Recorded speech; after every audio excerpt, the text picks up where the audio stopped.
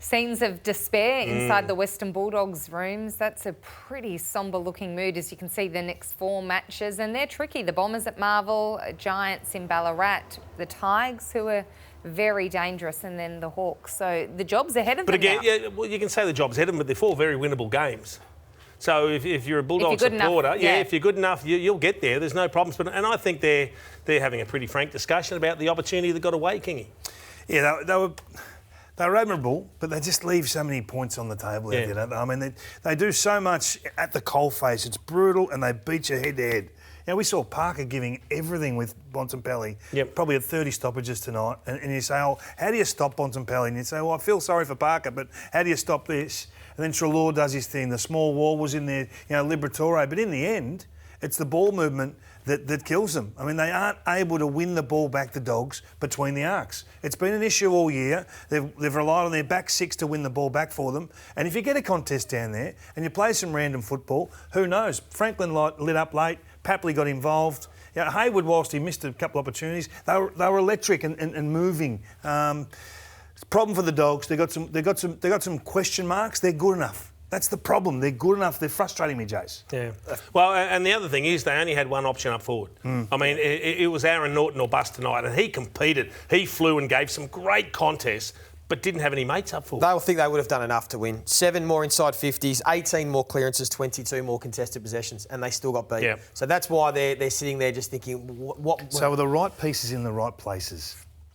Well, they're dominating around the ball, aren't they? But, I mean, their forward line had been good. It started well. I mean, they've been good in recent weeks, but I think sometimes the other way, they allowed too many easy scores going back at them when they were dominating possession. So, still got a bit of work to do. Kingy, we've spoken at length about the ball movement from Sydney, and they were able to score from it. Nick Blakey is a big part of that. Yeah, and Jace is right. Sometimes you've got to take those big risks to create this. I mean, without this, they're not winning tonight. That's a big number, 35 points. In the context of this game, they only kicked 78, which was a winning score, obviously, in the end. So you can just see there the gap in the game. Bevo would be really disappointed. The Dogs couldn't move the ball, didn't score out of their defensive 50. 41 opportunities for 0 score, 3 inside 50. So full credit to Sydney defensively, but you have to marvel at how the Swans...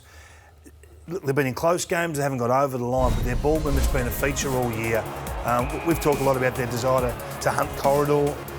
It looks brilliant when it works. And this is why it travels. I think it's served them well at the MCG over the years when they're on. But this here is a real concern for me. So this is a forward 50 stoppage from the Swans. Not one Western Bulldog defender turns his head to identify there's someone in the prime time real estate 30 from goal. So Papley, really clever work, but that's far too easy. Yep. In a game decided by 2 points, they kicked 3 goals, 1 from forward 50 stoppages. They're not a great forward 50 stoppage team, Sydney, but when you give them opportunities and luxuries like that, good teams are going to take advantage. So that's just a brain fade from the back 6. If Liam Jones is there, he probably directs it, but you expect a key member of the back 6 to say, hey, who you got, who's got him, and round off. That lab work with thanks to Zero. We need to celebrate the Bont because he was huge tonight, Jace. 31 disposals, 2 goals.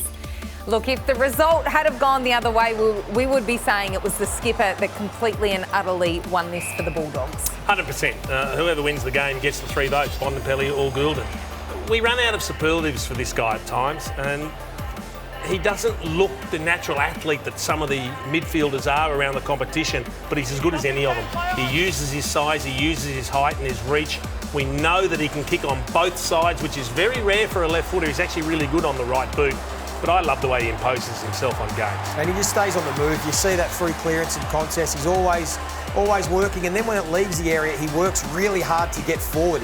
Sometimes, and you've shown some stuff before, King, he almost provides another marking option inside 50 when it's coming through the midfield. His ability is to work hard and get forward and hit the scoreboard. So let's cut to the chase. I mean, they've got one of the game's greatest players for the last decade in this team. They're well supported, forward of centre, well represented with good tools. Got a good system, been around the mark for a couple of years now.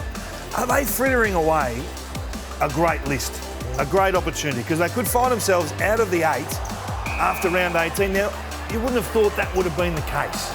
But this has been the thing with them for a number of years now. They're hard to catch. Every time we think they're looking like looming, they find a way to lose. And then when we think they're gone, they find a way to win some games and build some momentum. It's been the story of the Western Bulldogs, I think, for 3 to 4 years. I don't know what it is. I can't put a finger on their inconsistency and why it always continues to happen. Sometimes you just got to tear up the rundown. We did a trade show just after the Bulldogs lost to Melbourne in the 2021. You talked about them winning multiple premierships.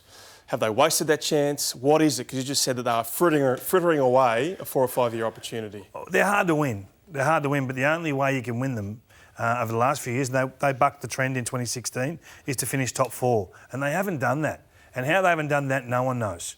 Because they're well led by the captain, Marcus Bontempelli, who plays at the same level every week. Their midfield's super strong. They've got a high handball game which seems to work. They don't ever seem to score as much as you think, and they can't defend.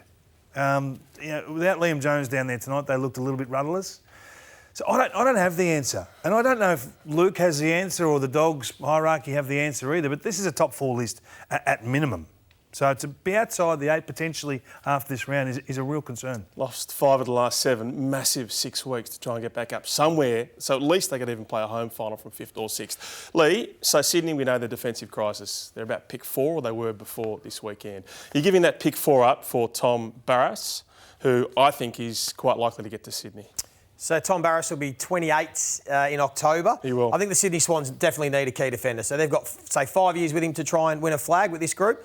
I think they should do the deal. Maybe they need something back in return, maybe a second rounder, but then West Coast get to keep pick 1, get pick 4, probably a Western Australian in that pick, and they can start their rebuild. I think it's a win-win. So you get pick 4, then you keep Harley Reid. Yeah, if you got pick 4, I'd keep pick 1, absolutely. Jason, let's just say you're sceptical about paying big bucks for big ruckman. So we know that Brodie Grundy has been dropped to the VFL. They'll play next week. If Max Gawn returns to his dominant self, is there a way in which he doesn't get back in for, I don't know, maybe the final series? Absolutely. You go with whatever your best mix is.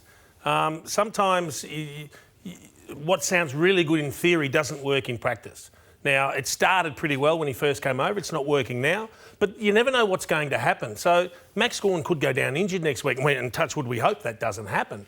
But Brodie Grundy's just got to wait till an opportunity comes along. And when he does, he's got to grab it with both hands. If he wants to be a part of that final side for Melbourne, he's going to have to make something happen himself. King, you think this is a bit of an ulterior motive in this one from Simon Goodwin? I just think it'll get an energy from the group. We saw what it did to the Brisbane Lions when they released Rich and Gunston back to a training block. And I think it sparked everyone that, hey, we're all vulnerable here. We have to perform. We have to play our roles. We have to get involved defensively more than anything.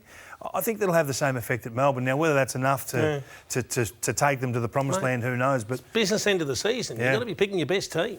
Leo, I love the mind games of Chris Scott and Brad Scott. We are the danger, said Chris Scott after he bashed up North Melbourne last week. Could have got rolled by Sydney, who were inaccurate. Do the players believe in that, or they actually want some validation and they, think this might be it? We might be the danger. No, I've got no doubt they believe it internally. That's what champion players, good teams do. They have self-belief. I think they absolutely think if they can get to finals that they are a threat. They might be. We're not still convinced on the outside, but internally they have to have that belief, and I think they do.